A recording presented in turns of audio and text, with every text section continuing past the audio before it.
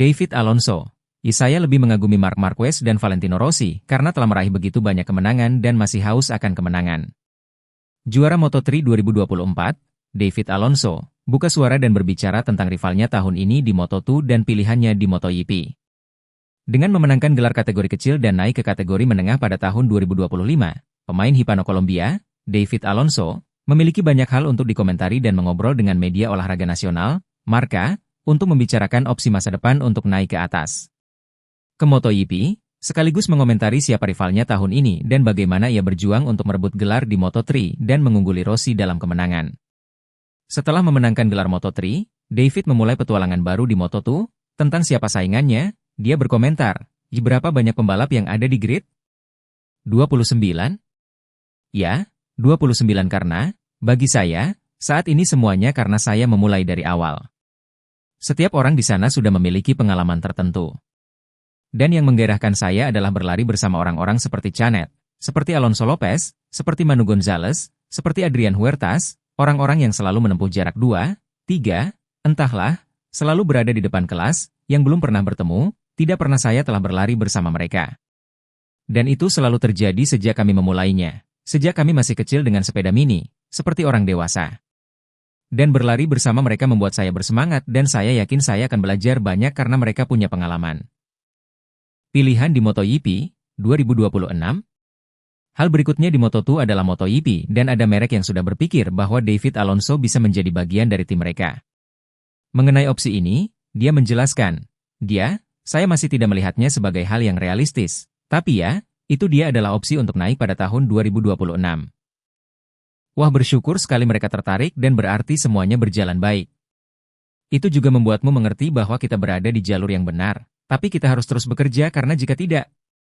Ya, karena itu, kita bahkan belum sampai di sana dan kita masih harus memecahkan banyak batu. Anda harus terus berusaha untuk terus berkembang. Sekarang lihat seperti apa kategori baru ini. Bersyukur tapi kami terus bekerja. Bicara soal MotoGP, jika Alonso punya referensi pebalap di kategori tersebut, dia menjawab, saya tidak tahu, referensi saya adalah Marc Marquez, tapi pembalap yang sama, agak mirip Pedro Acosta, bisa jadi.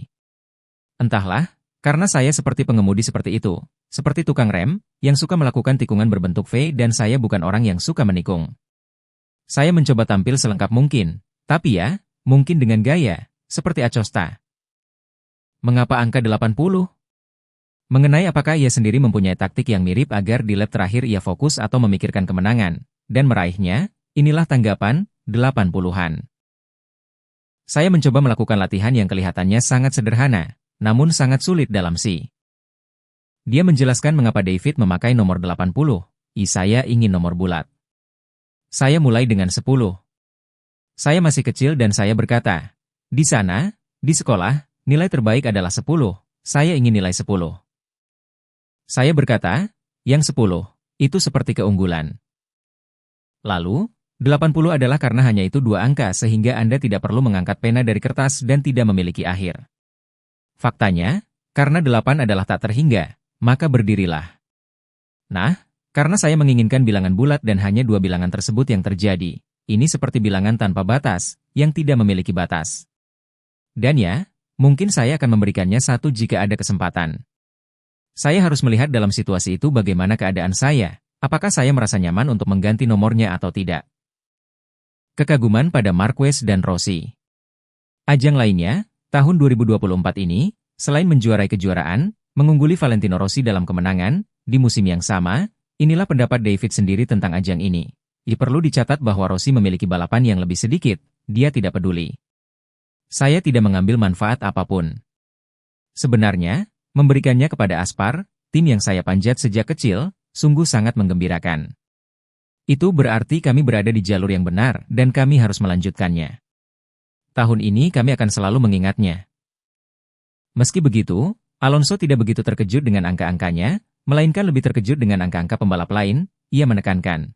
Saya lebih terkejut dengan apa yang telah dilakukan Marquez dan Valentino, orang-orang yang telah memenangkan banyak hal, karena setelah menang, Anda punya untuk melanjutkan rasa lapar akan kemenangan dan selama mereka telah melakukannya, jika saya mengalaminya dengan memenangkan Piala Dunia, saya tidak lagi membayangkan diri saya sebagai Marquez dan Valentino untuk waktu yang lama dan saya semakin mengagumi mereka sekarang. Dan saya menghargai dibandingkan dengan Rossi atau Marquez, tapi saya berusaha untuk tidak menjadikannya beban dan mengesampingkannya. Tidak lebih dari pergi sesuai keinginanku, seperti dalam perjalananku. Sekarang, entah bagaimana kami menemukan keinginan itu lagi. Taktik dan perjuangan Alonso setelah menjadi juara. Selain itu, fakta mengagumkan lainnya tentang David adalah setelah ia memenangkan gelar, bagaimana ia berhasil tetap fokus dan tetap memenangkan balapan, seperti yang dijelaskan oleh pembalap tim Aspar itu sendiri. Itu juga merupakan perjuangan internal yang saya alami setelah memenangkan gelar. Karena saya memenangkan gelar dan tubuh saya agak rileks dan tidak memotivasi saya. Saya tidak lagi memiliki motivasi atau segala sesuatu yang saya latih, yang untuk dan demi tujuan itu, yang telah saya capai. Saya merasa hampa. Saya seperti berkata, sekarang apa yang harus saya lakukan? Jika saya telah mencapai apa yang paling saya inginkan, sekarang apa yang akan memotivasi saya untuk berlatih guna memenangkan perlombaan berikutnya? Sangat sulit bagi saya untuk pergi dengan keinginan lapar. Lagi-lagi ke balapan berikutnya, saya tidak dapat menemukannya. Dan dia melanjutkan dengan detail dan menyimpulkan, awalnya, sejujurnya, saya memikirkan hal itu. Saya berkata, tidak masalah, betapa malasnya pencatatan, betapa malasnya segala sesuatunya, saya tidak ingin mengambil risiko lagi atau melampaui batas. Pada akhirnya, di tahun yang begitu intens, Anda tidak ingin ada tekanan lagi. Kemudian, bersama tim, dengan Nicotrol, hal pertama yang saya pikirkan adalah, untuk semua orang yang bekerja, yang meninggalkan keluarga mereka, tim yang ada di sana, yang ada untuk saya pada akhir pekan itu dan membawa anak-anak mereka ke sana. Di rumah segalanya dan keluarga semua pengorbanan yang telah ia lakukan. Saya berkata, mari kita berikan mereka 4 balapan ini dan hadapi mereka secara profesional, tanpa hanya melihat apa yang terjadi, namun lakukan tugas tersebut. Dan saya berkata, saya akan menemukan motivasi.